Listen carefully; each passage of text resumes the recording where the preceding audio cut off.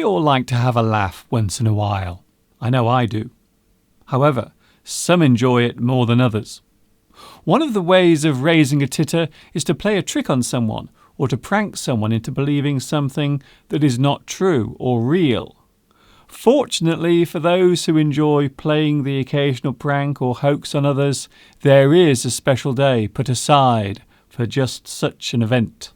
Of course, I'm talking about April Fool's Day. April Fool's Day occurs each year on the first day of April. On this day, people will play tricks and pull pranks on each other for fun.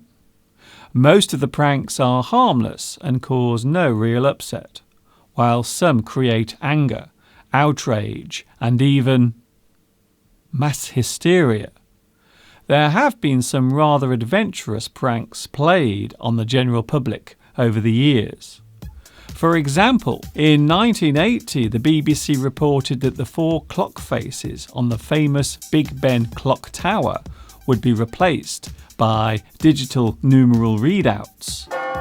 Many people called in to complain before it was revealed that the whole thing was a big hoax. In 1978, a wealthy adventurer returned from Antarctica to Australia towing a large iceberg with the intention of selling chunks of the ice to locals.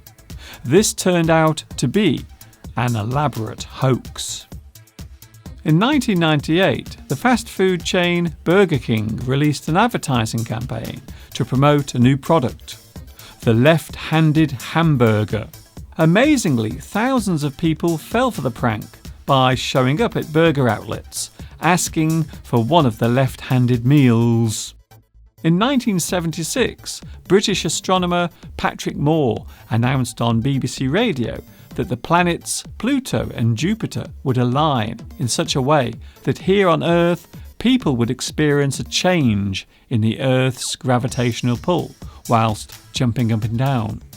Amazingly, the BBC received calls from listeners purporting to have floated around the room.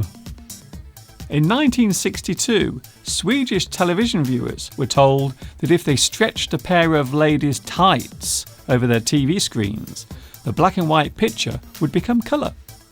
Of course, it was all a hoax.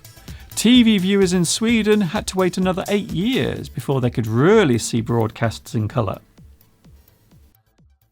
So, what are the origins of April Fool's Day? Well, it depends on who you ask.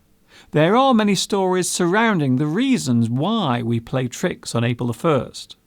Ironically, most of the stories surrounding April Fool's Day are made up. The first written reference of April Fool's Day appears in Geoffrey Chaucer's The Canterbury Tales, published in 1392, where a mix-up with the wording of the dates refers to there being 32 days in March. Another origin, albeit an unlikely one, occurred in France when the Gregorian calendar was adopted in 1564, which meant that from there on, the new year would be celebrated on January the 1st and not at the end of March. Those who continued to celebrate after the change on April the 1st were labelled as fools. Other theories are that the date refers to the Roman festival of Hilaria, or a revolt against Christianity, when an annual day of chaos took place as a protest organised by the worshippers of demigods. In all honesty, it would be fair to say that there is no definitive reason why April Fool's Day really exists. April Fool's Day is also known as All Fool's Day in some places. To many people, the act of playing pranks and hoaxing others for fun seems childish and infantile. However, this has not stopped people from fooling each other with their creative shenanigans. Have you ever played an April Fool's joke on anyone? Have you ever been the victim of an April Fool's hoax? Did you fall for it? In this instance, to fall for something means that you were taken in or fooled by the hoax or prank. You were made to look stupid, You were made a sucker of. You were made to look a fool. Quite the April Fool, if you will. Today's key words.